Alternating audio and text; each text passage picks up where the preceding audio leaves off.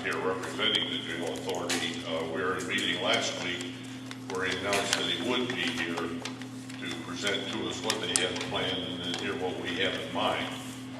And I think that we've seen the same thing happen in the past with the jail authority when they were trying to raise sales taxes in the city of Grove. But you know, they keep coming back with the same thing every time. They don't seem to come up with some new ideas. They need sales tax, they need more money. And the whole thing is that it affects Grove more than it does the rest of the county. But back a year or so ago, what was the amount of that? 0.4% or a cent? The first election. 0.5 okay. They came to us with 0.5 cents for 223 bids. And where that number came from, I have no idea. Then it came back for 0.1 cent because they made a deal with the Ottawa County Jail where they could have 20 prisoners, up to 20 prisoners, housed up there on a temporary basis. We didn't pass that one, but apparently that would have satisfied their immediate needs. I went to the county commissioners meeting yesterday. They responded back to the health department with their plan for this month was that the judges have agreed to reduce the bond level for people found guilty or that have to be incarcerated for a period of time, and they could bond out at a lower level, and they felt that that would have some alleviation on a number of prisoners that were going to be held in the jail. It just appears that the only solution to things is to build big, new, magnificent structures.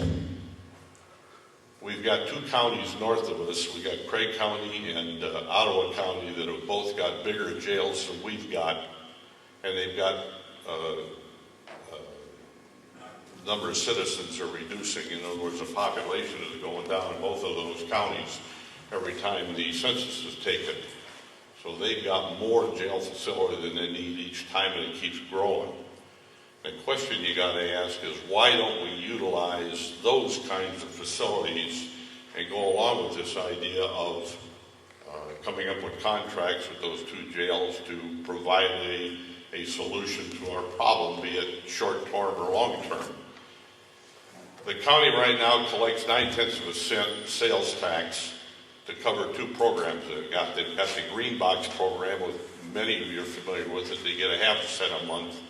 And they've got the Volunteer Fire Department Capital Improvement Program that's been going on now for 7 years, that had been voted by the citizens as a 5-year tax, which after 5 years the citizens could vote again then to terminate that tax. But of course nobody's initiated that kind of a ballot, so we just keep paying 0.4 cent right along to improve the volunteer fire departments. And I have no problem with either one of those taxes as they were initially constituted, and they've been handled. But now we're getting to the point of putting electronic reader boards out in front of volunteer fire departments, because I guess they've run out of room to put fires, engines, and everything else, all the other equipment. I think maybe that program has done what it was supposed to do and improve the situation. The Green Box program, they've eliminated green boxes out at Flint Ridge, out at Highway 10 and 25. You remember there used to be green boxes there.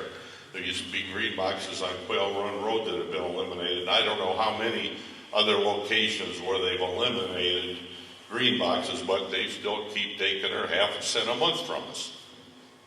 Well, the question is, if 0.1 cent will satisfy them on a short-term basis to incarcerate people up in Ottawa County, maybe make a deal over in Craig County, why don't we go ahead and take 0.1 cent from each one of those two programs and roll them into a jail program to take care of the problem?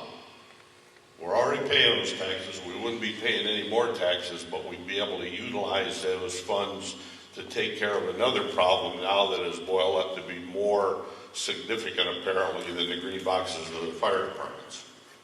So that's my suggestion, is that, hey, let's not go for more taxes. The federal government right now is rattling the drums that they're going to come in with a consumption tax nationwide. Well, that'll hit us here too.